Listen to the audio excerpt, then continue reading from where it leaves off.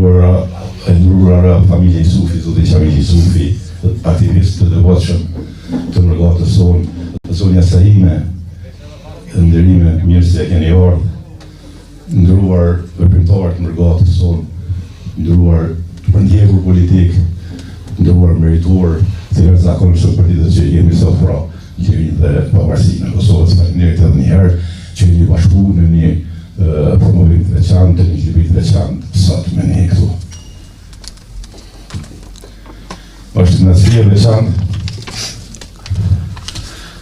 të jemi në mesin tuaj sonte këtu në një promovim si start të veçantë të një libri krejt të veçantë, ndërkohë që jam i nderuar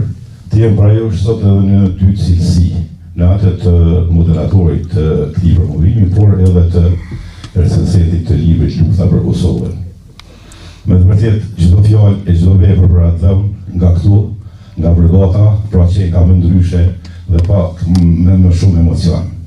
E këtë po e projektoj projekt, por ndërkohë që shumë për jush e jetoni edhe përjetoni për ditë dhe me të drejtë njëjtë e keni përjetuar edhe në kaluarën. Zemra në raport me vendinjen, pas arritëm e throhura më të shpejta dhe të tjera, pra më të veçanta këtu nga Brigata. Sidoqoftë, ju falenderoj shumë secilit për ju që jeni mbledhur sot në këtë ngjarje, që nuk është thjesht vetëm promovim libri, por edhe promovimi 80 intervistave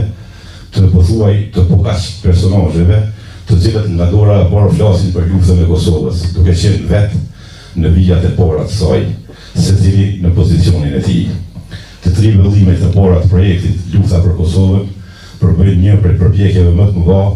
për ta pasqyruar nga dora e parë dhe përmes vetë protagonistëve të saj të vërtetën e luftës fundit të shqiptarëve për liri dhe pavarësi të Kosovës. Autorët Adron Gashi, Rasim Selmanaj dhe botuesi mediumi Temas, përmes rrëfimeve autentike, kanë arritur ta bëjnë më të mirën e mundshme, duke i mbledhur me rrëfimet e tyre në një vend shumicën nga personazhet dhe krye personazhet që përfaqësojnë përpjekjet tona të hershme deri te lufta në shekullit të kaluar, që u sublimu me projektin më të madh e me sukses të shqiptarëve në shekullin 20, ushtrim shqiptare të Kosovës.